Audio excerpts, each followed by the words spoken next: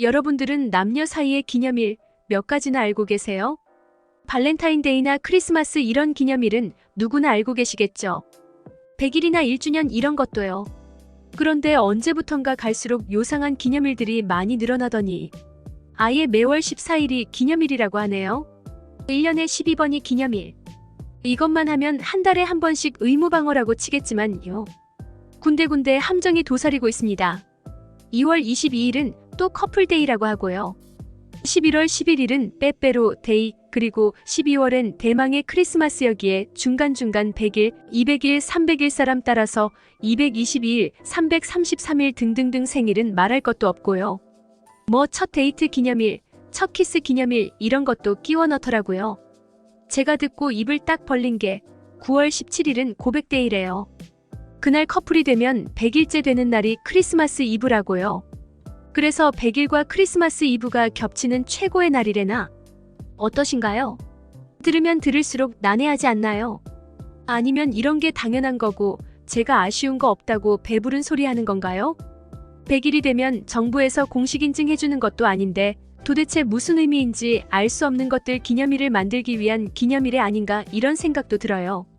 이렇게 세계 어딜 가도 유례가 없고 한국에서만 볼 수 있는 수많은 기념일들, 오늘은 여기에 대해 외국인의 시각에서 한번 풀어보려고 합니다. 먼저 한국에 존재하는 수많은 데이의 존재를 알고 이건 한국과 정말 안 어울리는 것 같다고 말하는 유럽 미녀의 이야기를 들어보시죠. 우리 만난 지 며칠 이게 그렇게 중요할까요? 함께 있는 그 시간 자체로 소중한 건데요. 난 한국 사람들과 너무 어울리지 않는다고 느낀 것이 있답니다. 바로 의미를 이해하기 어려운 수많은 남녀관계의 기념일이에요. 사실 한국에 온 지 몇 년이 지나도 그런 기념일들이 있다는 걸 몰랐어요. 그와 함께 있으면 매일이 특별한 날 같고 심장이 두근거리는 시간의 연속이었으니까요. 언제나 달콤한 말로 내 귀를 간지럽히고 잠깐 눈을 돌리면 그의 품속에서 장미 한 송이 메모 한 장, 내가 좋아하는 작은 것들이 나오곤 했어요. 회사로 온 우편물을 열어보면 오늘 몇 시에 어디서 기다릴게 같은 메모와 함께 작은 선물이 담겨있는 일도 종종 있죠. 가방, 화장품 케이스, 욕실, 우편함, 코트나 자켓 주머니. 내 손이 닿는 어디라도 항상 그의 깜짝 선물이나 메시지가 숨어 있어요. 나도 그런 그를 두근거리게 해주고 싶고 더 새로운 모습, 예쁜 모습을 보여주려고 하니까 모든 순간이 특별하고 기억에 남아있어요. 그래서 기념일이라는 게 따로 없던 것 같아요. 하지만 한국인 비서와 개인적으로 친해지면서 어쩌면 내가 그 일을 배려하지 못한 걸까 하고 생각하게 되었습니다. 그녀는 외국인 직원들과 달리 무척 살갑게 다가왔어요. 그래서 업무가 끝나면 친구처럼 지내는 사이가 되었죠. 어느 날 그녀가 자기 남자친구는 센스가 없어서 로즈데이인데 까먹을 것 같다고 툴툴거렸어요. 사장님은 매일 이벤트처럼 사니까 너무 부럽고 좋겠다고 하면서요. 자기 남자친구는 화이트데이에도 제대로 신경을 안 써서 싸우고 헤어질 뻔했다는 말도 함께해요. 로즈데이, 화이트데이. 처음 들어본 말이라 궁금했어요. 그녀는 한국의 연인들에겐 기념일이 무척 많다고 했죠. 1월 14일은 다이어리데이 일기장을 주고받는 날이래요.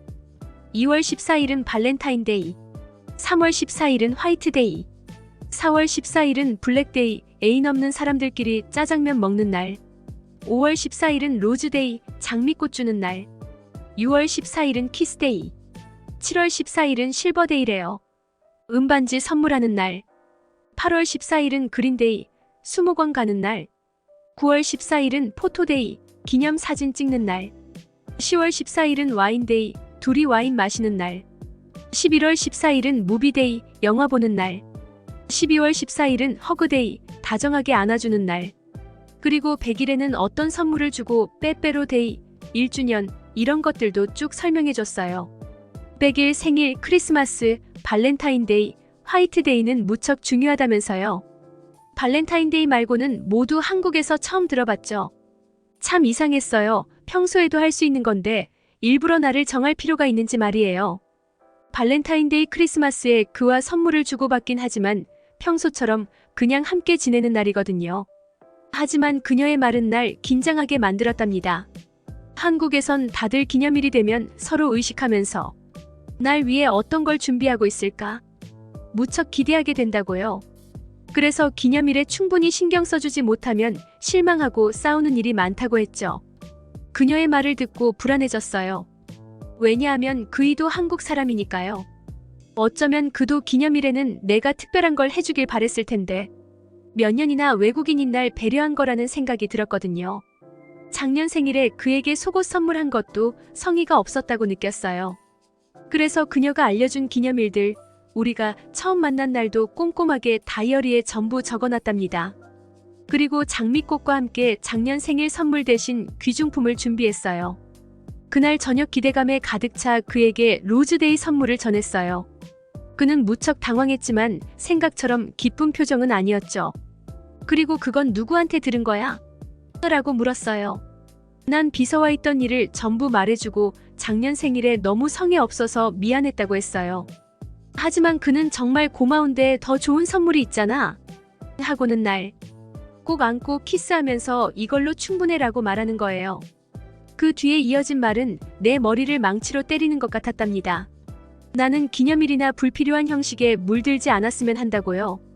함께 있으면 오로지 마음만 생각하고 내가 다른 걸 바라지 않았기 때문에 인생을 다 걸어도 놓칠 수 없는 여자라고 확신했었대요. 만약 기념일 따지고 함께 뭘 해야 한다며 절차 따지는 여자였다면 내가 비행기를 타고 떠났을 때 그냥 가게 놔뒀을 거라고 말하는 거예요. 난 그 순간 덜컥 겁이 나 다시는 기념일 같은 거 신경 안 쓸게요 하고 서둘러 말했죠. 그냥 겁주려고 한 게 아닌데 미안하다면서 날 꼭 안고 부드럽게 말해줬어요. 일부러 생각해주는 마음만으로도 고마워서 눈물 날 것 같고 나만 있으면 365일 모두 기념일이라고요. 있는 그대로 보면 항상 새로운 모습이 보이고 매일 새로운 내 모습을 찾는 게 너무 행복하다고 했어요. 하지만 기념일이나 형식에 얽매이게 되어 정해진 것만 따라다닌다면 같은 내 모습밖에 볼 수 없을 거고 그건 너무 안타깝지 않냐면서요. 지금처럼 때로는 세상에서 제일 예쁘고 때로는 세상에서 제일 섹시하고 때로는 귀엽고 사랑스러운 미칠 것 같은 수많은 모습.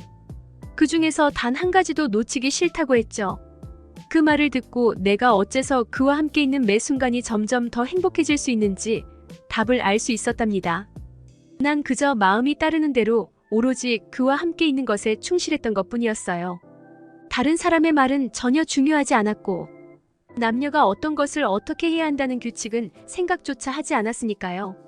그래서 나도 그의 다양한 모습을 있는 그대로 보고 느낄 수 있던 거예요. 그는 단 한 번도 내게 한국에서 이렇게 해야 한다 하고 강요한 적 없는데 괜한 조바심이었죠. 난 그의 무릎 위에 앉아 다이어리에 기념일 적어놓은 걸 찢어버렸어요. 하지만 곧바로 의문이 들었답니다.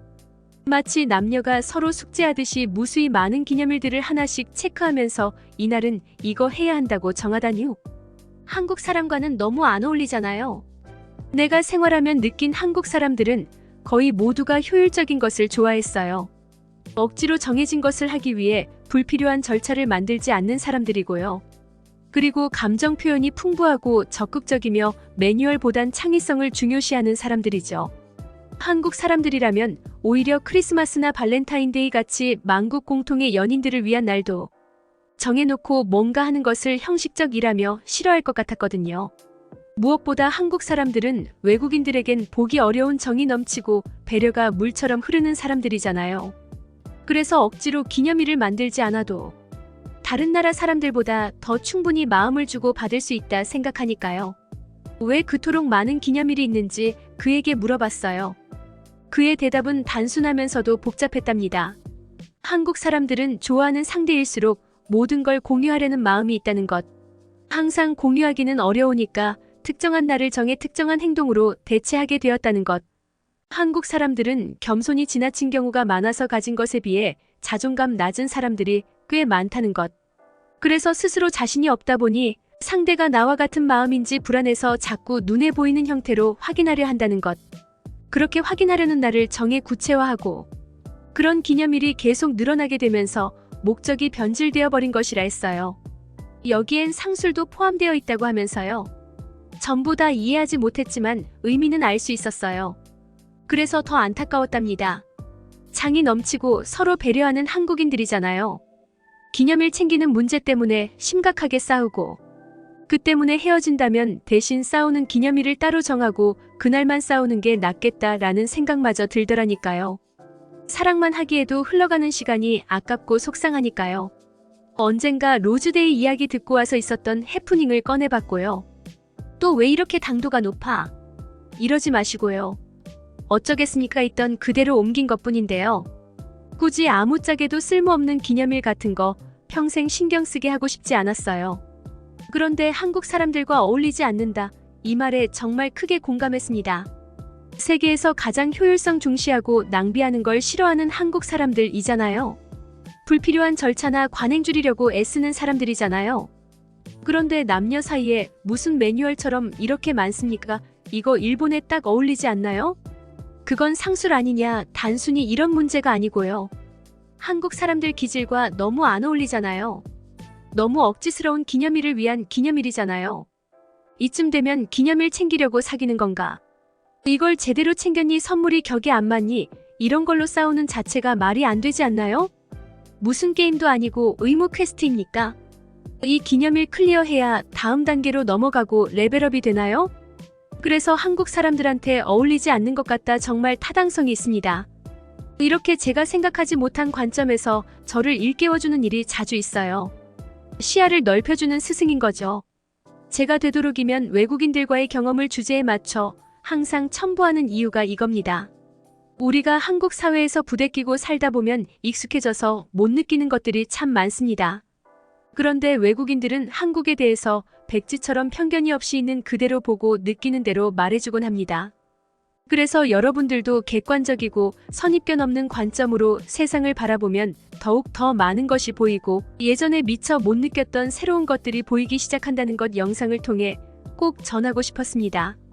그러니까 남들 다 하니까 한국에서는 이렇게 하니까 이런 선입견에서 벗어나시고 그런 것 따지고 낭비하는 시간에 열심히 사랑하면서 행복하게 보내기에도 인생은 너무 짧다는 말로 오늘 영상을 마무리하겠습니다.